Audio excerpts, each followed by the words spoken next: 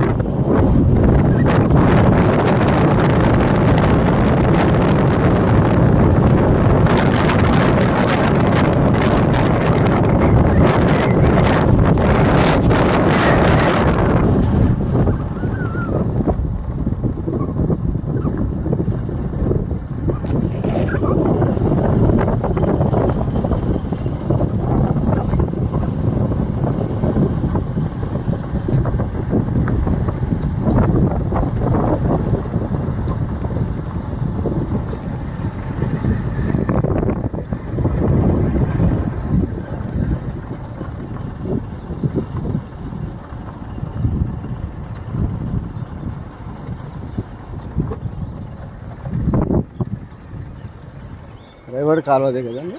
Raiwada water కాలువ.